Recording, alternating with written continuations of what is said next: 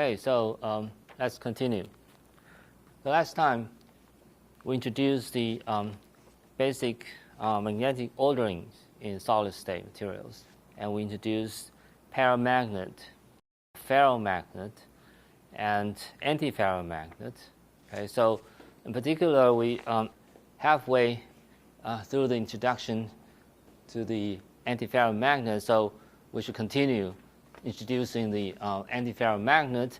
As we mentioned already, the spin orientations of an antiferromagnet show the sublattice structures, so that all the sublattice A, for example, on those A sites, the spins are pointing up, and the spins on the sublattice B all point down, okay, and vice versa. So, and the spins are coupled together through this so-called antiferromagnetic Heisenberg interactions, where you could imagine that all the spins are coupled through this nearest neighbor interaction, so that to minimize the energy, remember that this, say, exchange coupling for antiferromagnet is actually positive. So to minimize the free energy of antiferromagnet, so spins on neighboring sides should be antiparallel to each other, and that's why you get perfect antiparallel spin configurations of an antiferromagnet. Okay, and we can use the similar views as we did for the ferromagnet in this case.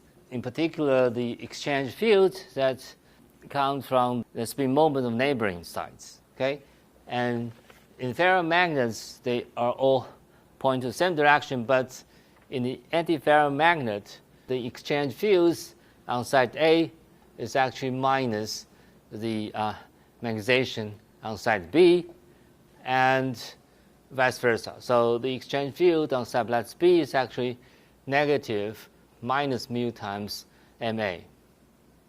But the magnetization on side A and side B differ by minus sign. Okay, so that's the that's the difference between the ferromagnet and antiferromagnet.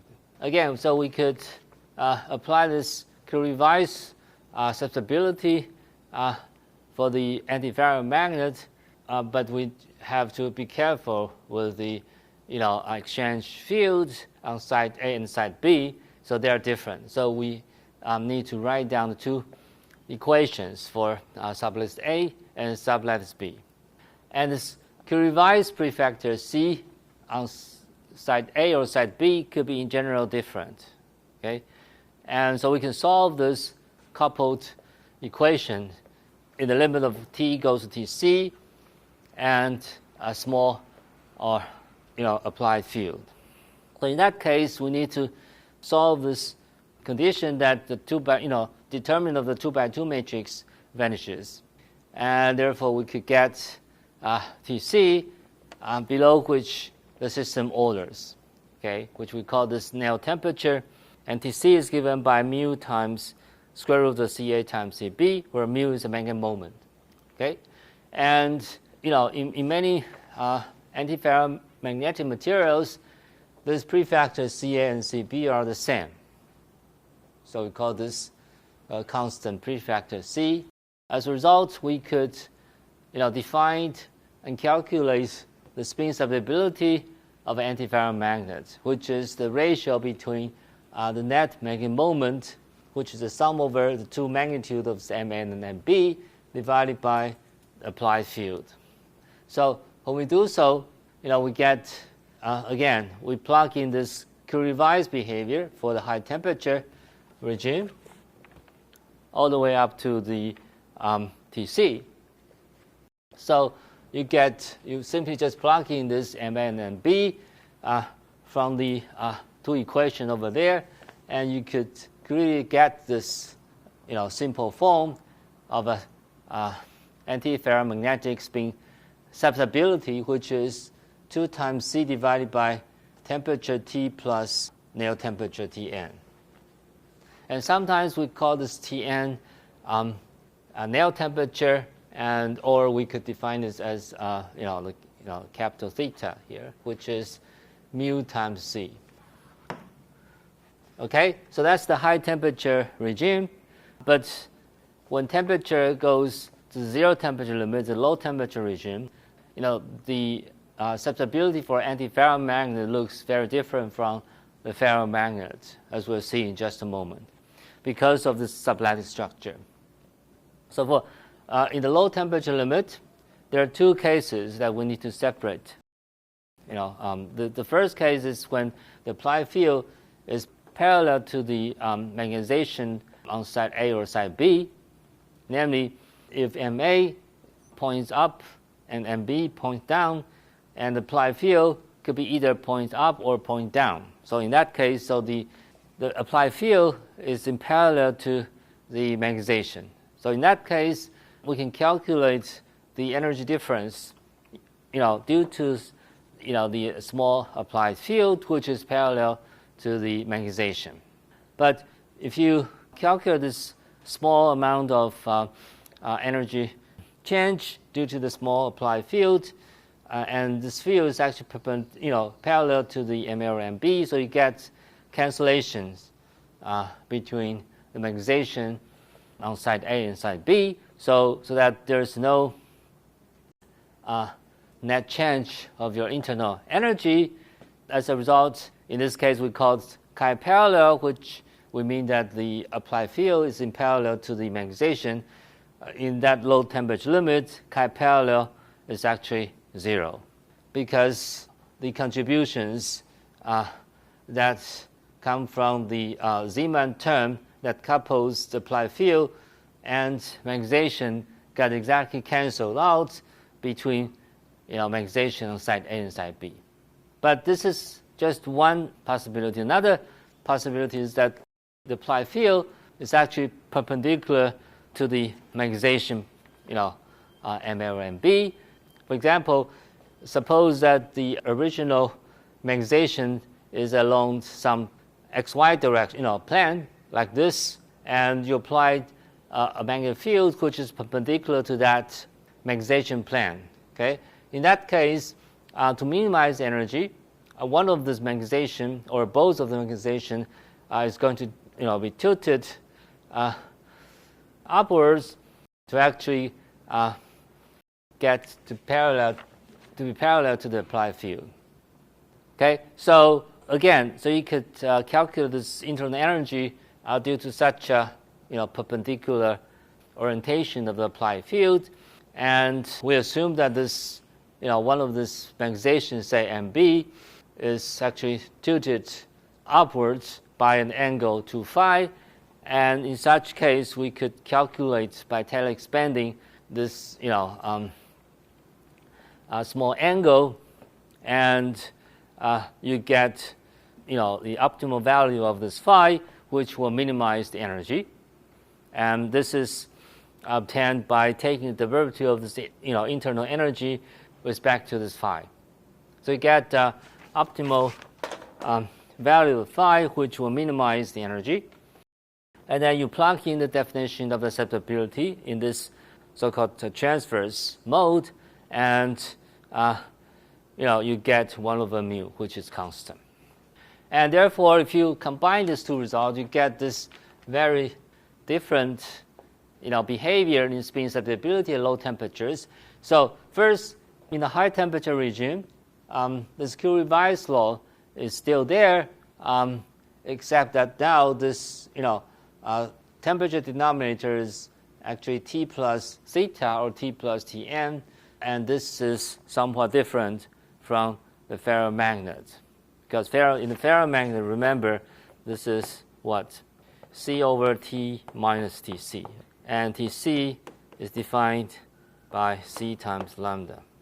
However, here in the antiferromagnet, this Curie tail is actually 1 over T plus the positive value of nail temperature theta, and near the Tc or T nail temperature, this susceptibility splits into two cases. One is the chi parallel, where eventually in the zero temperature limit, chi parallel should vanish. Another is that this susceptibility should go the other path to the constant value 1 over mu for chi perpendicular.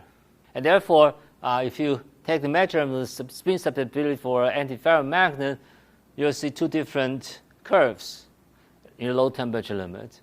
But for ferromagnet, this is not the case, because for ferromagnet, this is simply just a Curie law followed by a divergence right at Tc, and then you get a sharp decay to 0 in the 0 temperature limit. So this is the difference between the spin susceptibility for ferromagnet compared to the antiferromagnet. So let's take a short break. When we come back, we will introduce the final class of the magnetic properties of solids, which is diamagnetism. This is the property that all the solid state materials show. So let's take a short break. So let's discuss the final class of the magnetic properties of solids, which is diamagnetism. And the diamagnetism occurs in all solids, regardless whether this is the insulator or metal. And it comes on a very basic law, which we call Lenz's law. And everyone should be familiar with the Lenz's law when you study EMN, right? So, and the Lenz's law says that when there is a flux through an electromagnetic circuit is changed, when there is a flux change in the EM circuit, there is an induced diamagnetic current in a direction that is opposite to the flux change. In other words, if there is a sudden change in your magnetic flux, by Lenz's law, there should be an induced flux which try to cancel that flux change. Okay, and take this cartoon picture to illustrate this point. For example, the electrons are circling around the ion cores like this. So in a classical way of looking at this electron circling around this nuclear core is that there is a electron current, okay, going through this area, right?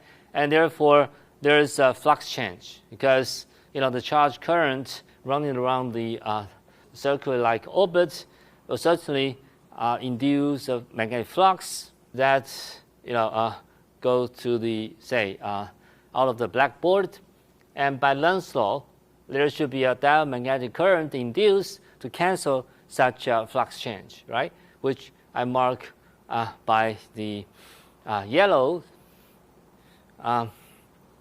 and the yellow curve is induced electron current, which will go against that flux change direction to cancel that flux change. Okay, and this is so-called induced diamagnetic current. And in solids, calculate such induced diamagnetic moment mu, which is minus times some prefactor times the average distance square, which is the average distance of the electrons respect to the center of the ion core. And therefore, there is an induced diamagnetic susceptibility, which is the total amount of induced magnetic moment due to the Lenz's law divided by a small applied field. And then you could simply just cancel that field, and you get this intrinsic diamagnetic susceptibility, which is some prefactor multiplied by R squared average. All right. Okay. So that's the full introduction of the magnetic properties of solids. By the way, this this B is actually a small external field that applied to this this current loop. Okay, and so it will get cancelled. So now let's look at sort of a spin wave analysis for a ferromagnet, which will be studied in more details later. But before we study this full quantum mechanical treatment of a low energy, low temperature excitation of magnetic materials, we should look at the semi-classical treatment for a ferromagnet.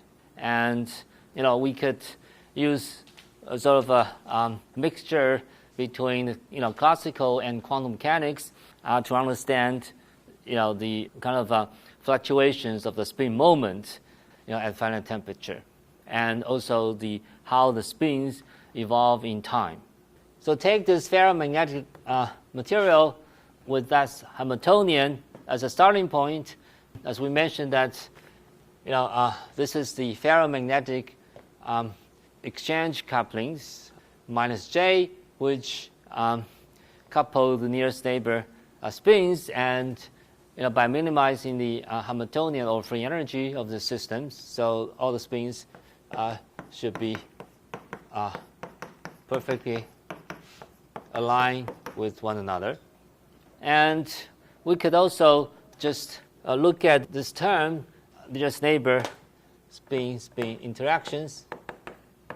So if we just look at this three spins on side I, and I minus 1 and I plus 1, so you can immediately see that these couplings involve these three spins is actually this term.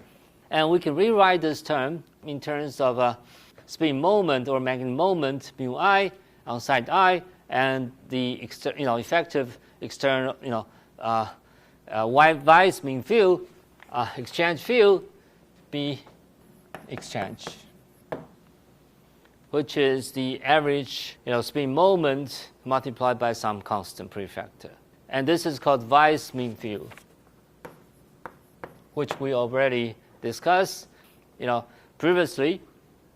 So this Heisenberg spin exchange couplings between neighboring spins could be decoupled in terms of this magnetic moment on side I, which is minus G times mu B times SI, and multiplied by the exchange field, which is the average spin moment on neighboring sides multiplied by some constant prefactor. And we call this minus mu I dot BI, where mu I is just a spin moment and BI is the effective exchange field. It's like an external magnetic field. So then we could simply just borrow what we learned from this classical mechanics of a magnetic moment in the presence of a magnetic field. So that magnetic moment or the spin moment will actually precessed along the z-axis because of this equation of motion for this angular momentum SI. So remember, h bar SI is some sort of the magnetic moment in quantum mechanics, but here we could just treat this as just a classical spin moment or angular momentum vector, and such a angular momentum vector, in the presence of the external field, will show such a equation of motion for the torque. So this is the torque. The time derivative of the angular momentum is actually the torque of that angular momentum. So the torque is given by the magnetic moment mu cross the magnetic field B. Okay, but what we know already that mu I is defined by this spin moment on side I, and BI is the exchange Weiss field. So immediately you could use that Newton's second law, torque of the angular momentum vector is given by mu cross B. Okay, so you could easily write down the equation of motion for the SI, and you could simply just rewrite this equation of motion for SI in terms of this torque and mu cross B. And we could make further approximation that since this is a semi-classical spins, the spin moment is almost along the z-axis, and so Sz is much larger than the Sx or Sy in such a classical spin, so that we could further make such a approximation to simplify this equation motion for the spin angular momentum. And this is the equation of motion for the spins on site I after we make such an assumption that the spin vector is almost pointing to the z direction. So you can see that Siz is actually constant motion under such assumption, but Six and Siy are doing such a kind of a precession along the z-axis, and they form a cone shape as you find this equation, the solution for the equation motion for Si. So you can easily solve this equation motion for the spins by assuming this solutions, which is e to the I kPa minus omega t is just a plane wave solution times prefactor u. That's for the spin for any site p along the x direction. And so you could assume that SPY is given by another prefactor v times, again, the same exponential plane wave form. So you plug in this, answers back to the equation motion for the spin, you get 2x2 matrix, which show vanish of this determinant of the 2x2 matrix, and which allows you to find out what this precession frequency is, which is 2js times 1 minus cosine Ka as a oscillation frequency. So h bar omega, as we'll see later, will be called this Maginot energy. But here it's just a semi-classical quantity which indicates that this oscillation frequency is a function of momentum k. So as I just pointed out, that for this kind of a large S approximation, the spins are almost pointing to the z-axis, but the xy component of the spin vector are doing this precessions that go around this z-axis with a constant square magnitude, where the Sx squared plus Sy squared is just constant, and Sz is also constant of motion.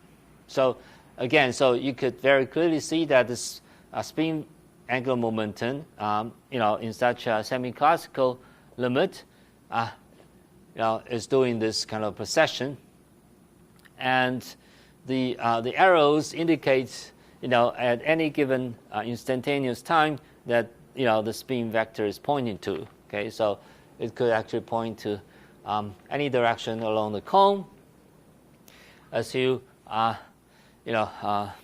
measure this spin moment at you follow the trace as time goes by. You could actually see this kind of wave-like motion if you have a top view of this cone like this, and the small arrows indicate the vector that is stretched from the origin of the cone to the tip of this spin moment.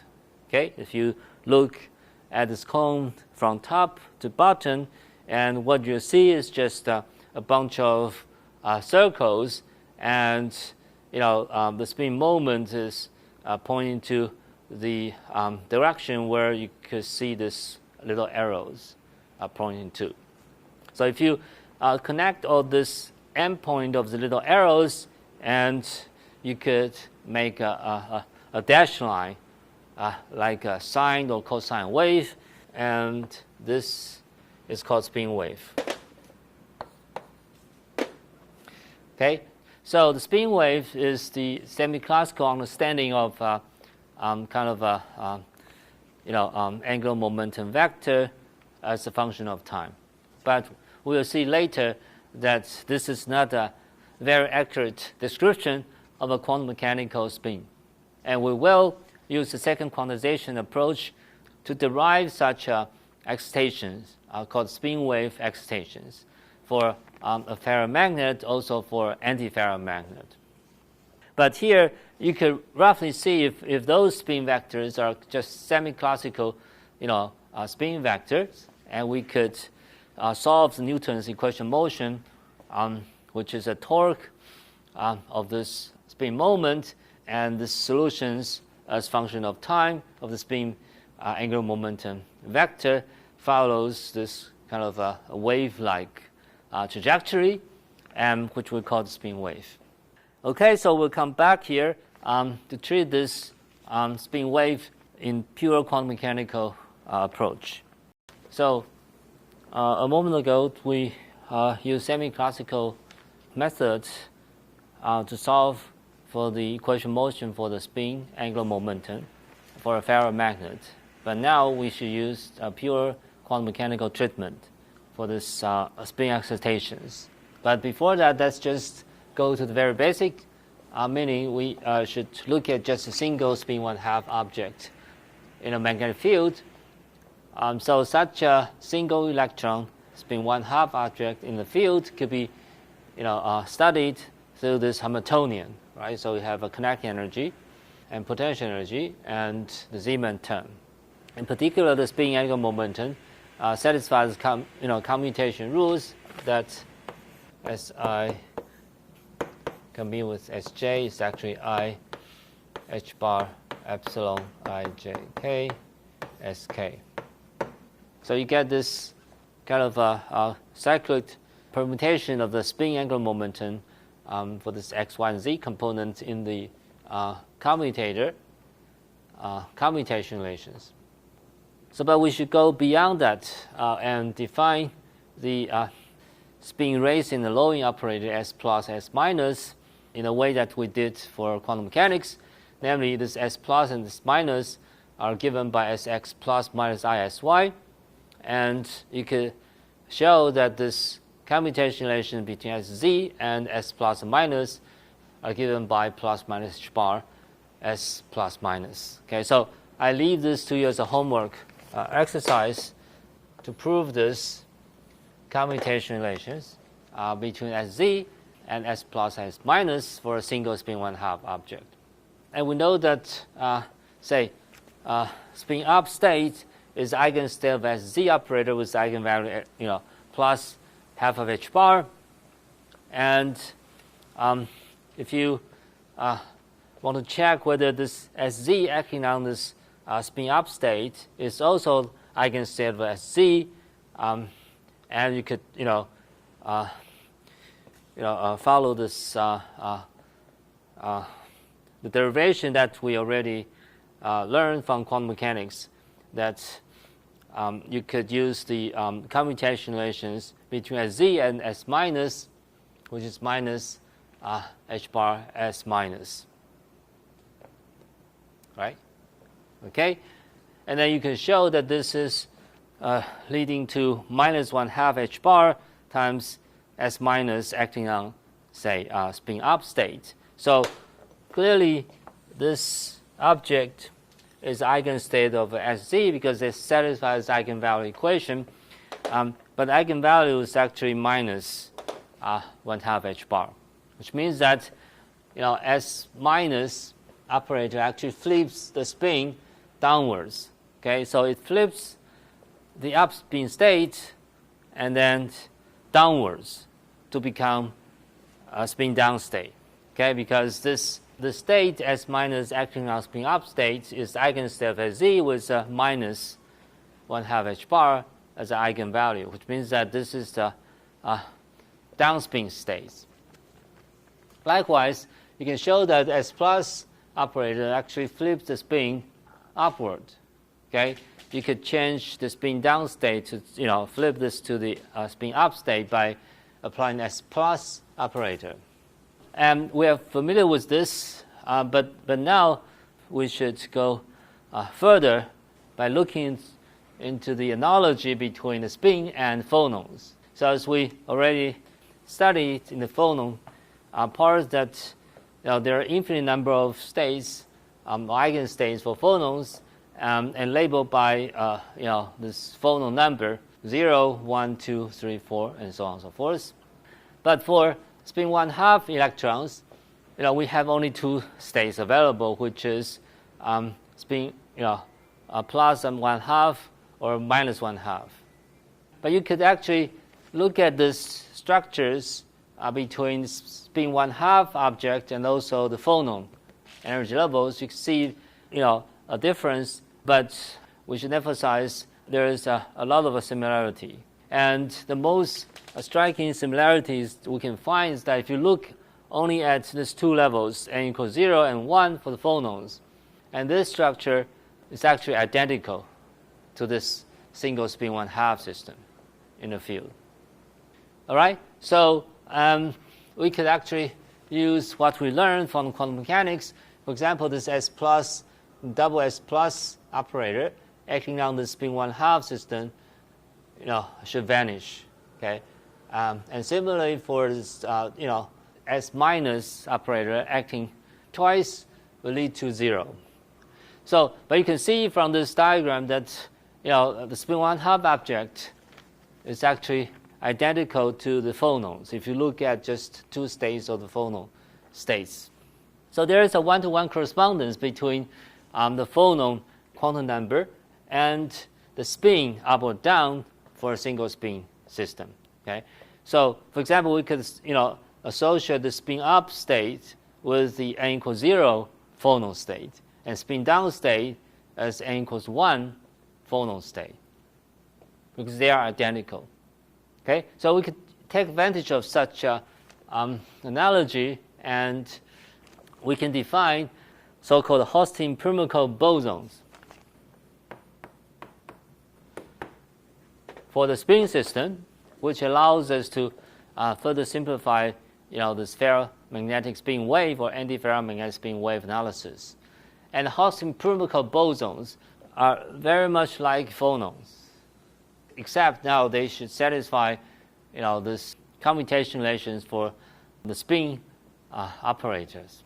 So as I mentioned, we could define this S plus and S minus operator, which takes one floor up for S plus or one floor down for S minus if we are originally sitting at the particular states. Okay, say if we're sitting here in the up spin state initially, and we act as S plus onto the spin up state, and the resulting state is actually spin down state. Likewise, if we are sitting on the second floor, and we could take the elevator down to the ground floor, and that elevator is actually S minus operator. So this is precisely analogy to the phonon structure. Remember, in the phonon we have this A and A dagger, right? So A dagger goes up and A goes down. And A dagger and A are called phonon operator, phonon creation or destruction operator. Likewise, we can define a Hosstein-Purmakov bosons, which looks very similar to the phonon creation destruction operator, except now we get some complicated prefactor square root of 1 minus n here to the left of this Hosstein-Purmakov boson for S plus, and you get switch between the square root operator and a dagger, S minus operator. And here n is the operator which count this boson number operator, which is defined as A dagger A, and SZ component of the spin angular momentum is nothing but the 1/2 h bar minus this A dagger A. So if I could define my Hosstein-Purmakov bosons like this, and A dagger, and the spin operators could be rewritten in terms of the Hosstein-Purmakov bosons, and the spin operators satisfy again the commutation relations for the spin, and also Hosstein-Purmakov bosons also satisfy these bosonic commutation relations. So here is the homework for you. Assuming that the Hosstein-Purmakov bosons are bosons, they satisfy this commutation rules and use the Hawking-Permakov transformations, and you could show that this S plus and S minus satisfy this commutation relations using Hawking-Permakov bosons. Okay, so it is a very straightforward calculation. And we can further check this kind of a spin raising and lowering operator within the Hawking-Permakov representation. For example, this S plus acting on the spin down state eventually will lead to this spin up state. And you can check this is the case by plugging this Hawking-Permakov representation of a S plus operator, and you know that A is the boson destruction operator when it is acting onto state 1, which is a single boson state, and it will destroy the single boson, and you get state 0. And then you could very easily show that this square root operator acting on 0 state leads to 1, okay, and which is just giving you this H bar times this 0 boson state, and 0 boson state is a spin up state, because this is the 0 boson state, and this is single boson state. Okay, so there's a one-to-one correspondence between phonon structures and this spin 1/2 energy levels, provided that we just look at the lowest two levels from this phonon spectrum. All right. So likewise, you could prove that the S minus operator, when acting on the spin up state, will give you H bar times spin down state. And I leave this to you as a homework exercise. And also, you could show that S minus, when acting on spin down state, gives you 0 because you cannot go to the basement if you are sitting at the ground floor. And also, you cannot go to the the third floor because there is no floor above the second floor. So you cannot go up or down further below the 0 boson state or above the single boson state.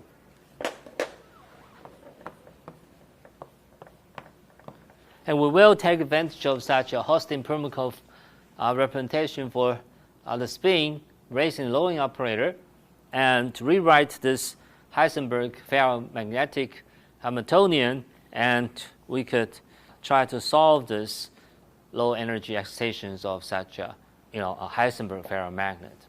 Okay, so let's take a short break.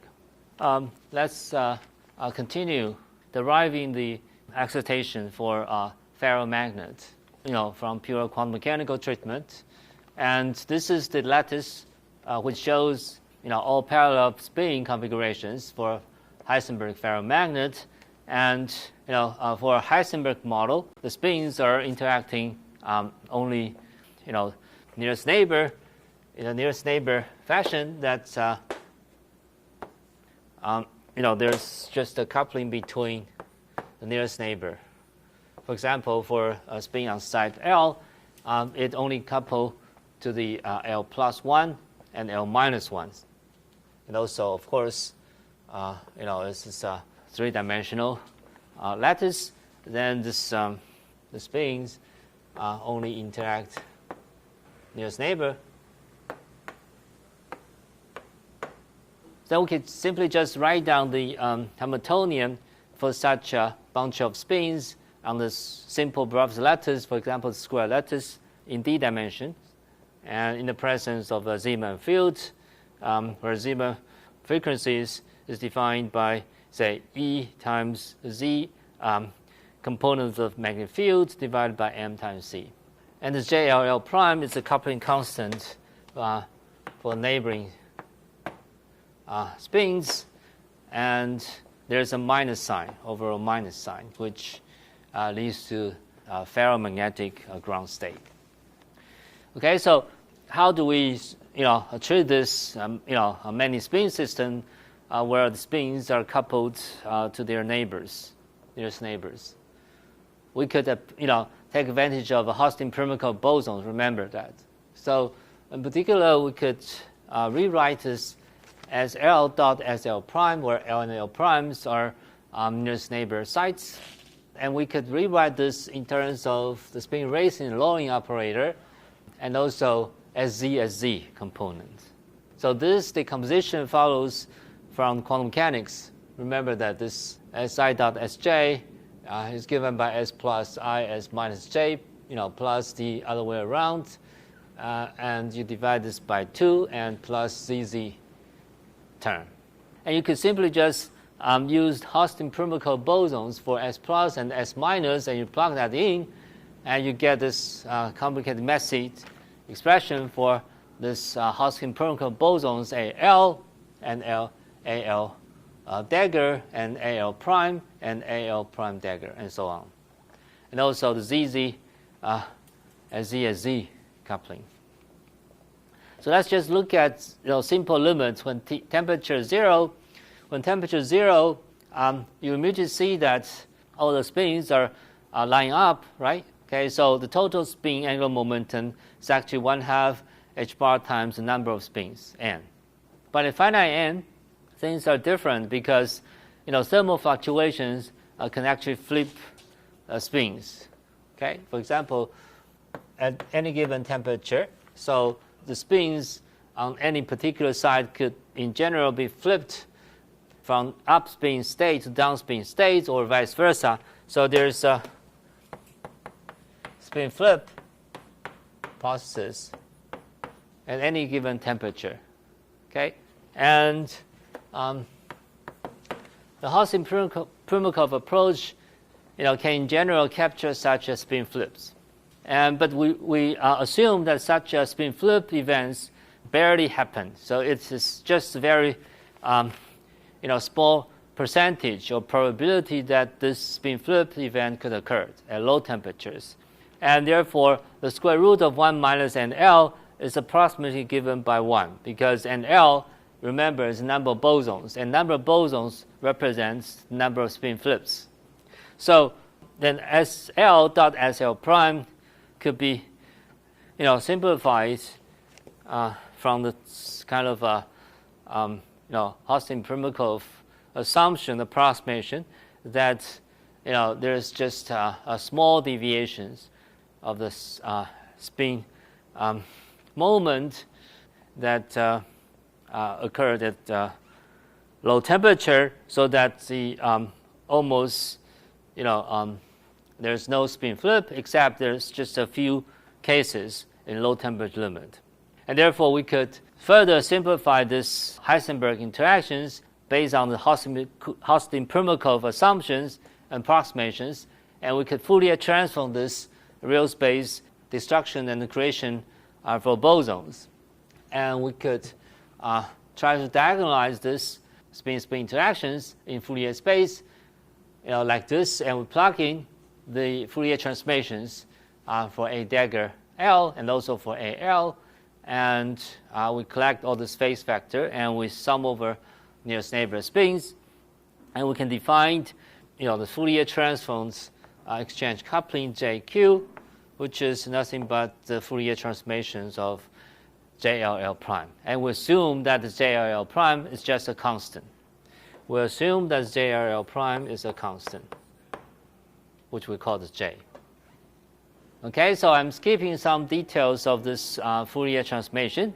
And at the end of the day, the Hamiltonian for ferromagnet is given by some constant epsilon 0 plus the excitations, which is in a normal mode or momentum space given by h bar omega q times A dagger q AQ. Remember, this A dagger q AQ is nothing but the phonon number operator. And this omega q is called the dispersion for magnetic or spin excitations, and we call this Magnum frequency. And the Magnum frequency is given by a constant omega 0, which depends on the external field, plus h bar times J0 minus JQ, where JQ is simply just Fourier transform of the JLL prime. And if you plug in this J, when Q equals 0 and Q not equal to 0, you get this expression, and you sum over the nearest neighbor sites. You get this constant J times sine square QA divided by 2, where A is lattice spacing. And in the low momentum transfer limit or a small Q limit, this is quadratic in Q square. So this is the spectrum or dispersion relations of ferromagnetic spin excitations, omega Q versus Q. So you can see there's a constant intercept, which is given by this omega 0, depends on the Zeeman field, but there's a Q square dependence of omega Q. Okay, so time is up, so let's stop here. Next time we will come back to this ferromagnetic spin wave analysis by Hostin-Permakov approach. And we will make comments on the consequence of this so-called Maganon dispersion, and also the quantized energy associated with the Maganon. And then we will turn to another similar but different example, which is the antiferromagnetic spin wave theory, and then we will again discuss the physical observables for the antiferromagnetic spin wave theory at finite temperature. Okay, so I'll see you on this Thursday online.